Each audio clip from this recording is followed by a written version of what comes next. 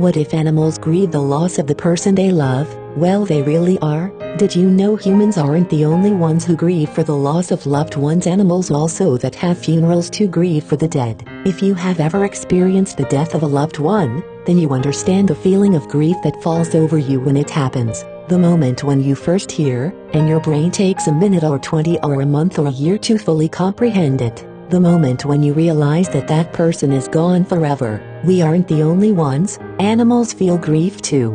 This notion will come as no surprise to pet owners and wildlife lovers out there.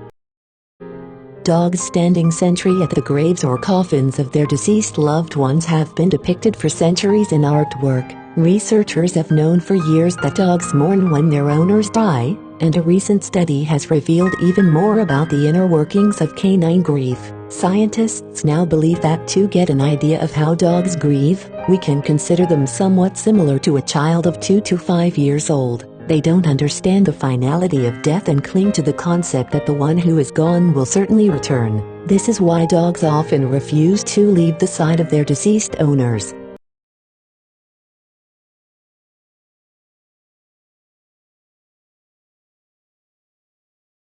Well, dear followers of the What If channel, before the video starts, we hope for your support, subscribing to the channel, and turning on the notification bell to receive all new.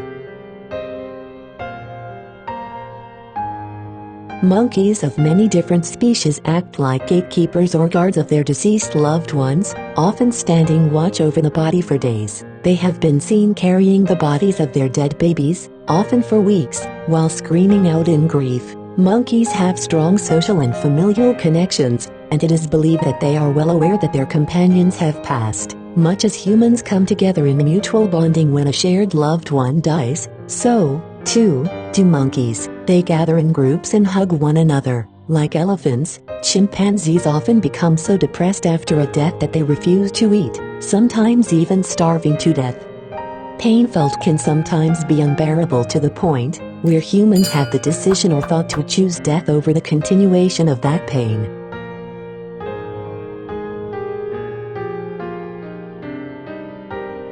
In the video, a large number of penguins gathered around the family in an attempt to comfort them, while the father made desperate attempts to relieve the mother. Chicks still have downy feathers, which means getting wet in the rain can prove fatal to them. If they become waterlogged, they can easily freeze to death in conditions below zero. Penguins are among the few animals that grieve when their mate, baby, or family member dies. But these birds do not only mourn for their dead relatives. It will amaze you to know that they sometimes hold what humans like to call funeral services and then dig deep holes in the ice with the aid of their beaks and vestigial wings to bury the dead. These little birds, magpies, like other birds such as ravens and chickens, are surprisingly empathetic to others of their kind. Once in a while they'll be seen engaging in elaborate social rituals that drive scientists and researchers crazy with interest. Grief is a multifaceted response to loss, particularly to the loss of someone or something that has died, to which a bond or affection was formed. A common emotion amongst humans, grief is also apparent in other animals, known as animal grief. We can't know what they were actually thinking or feeling, but reading their action there's no reason not to believe these birds were saying a magpie farewell to their friend. He and she shows sadness in her voice, so the scientists were able to know that she is indeed sad. From the bird's family to his friends, death for these birds has a meaning of sadness.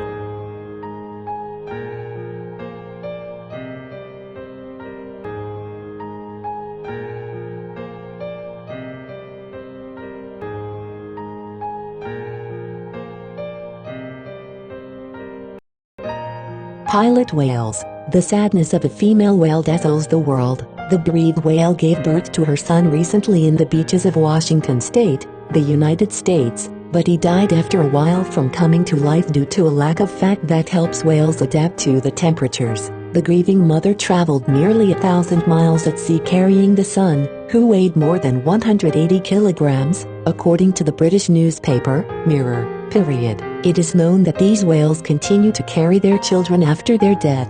But this mother and mothers carry her son for a long time without fatigue or despair. The number of whales has decreased remarkably due to sea pollution and the abundance of noise and supplements, as well as the decline of salmon that feeds on it.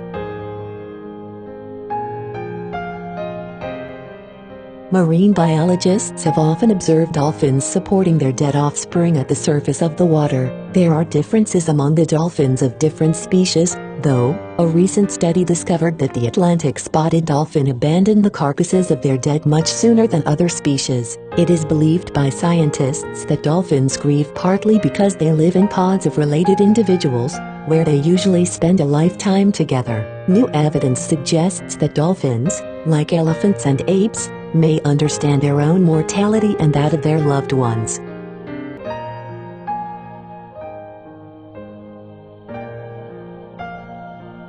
Elephants have such intense social groups that they become extremely upset when one of their own dies. Of all animal grieving and funeral rituals, there is none as well documented or well known as the elephants. Upon seeing the bones or carcass of another elephant, a family will stop and investigate them, even if the elephant was unrelated to the group.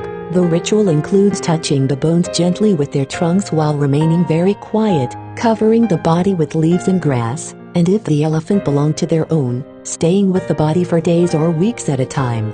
Elephants are such compassionate animals that they'll even grieve for and bury their number one killers, us. A news report in Kenya told of an elephant that trampled a human mother and her child and then stopped to bury them before disappearing in the bush. Fact is, it's pretty obvious to see that elephants mourn for their dead and would be at least somewhat emotionally compromised.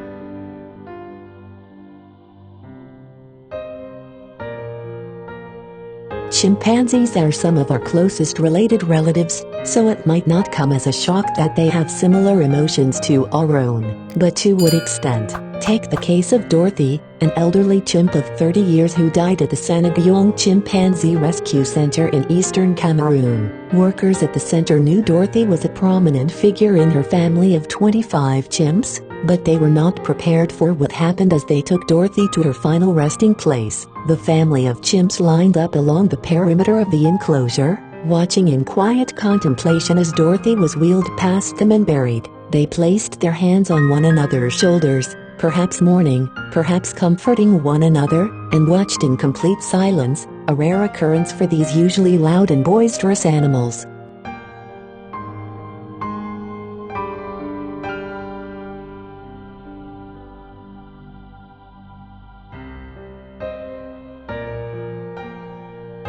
The brown bear lives in the forests and mountains of northern North America, Europe, and Asia. The largest brown bears in the world are found in coastal British Columbia and Alaska, and on islands such as Kodiak. It is slower than one of the gloomy animals in death and non-death, as wherever it appears you find it sad. Animal behaviorists have always avoided describing the reactions and responses of animals with human feelings such as sadness. Some species refer to the different types of organisms. These notes indicate a desire to feel sad.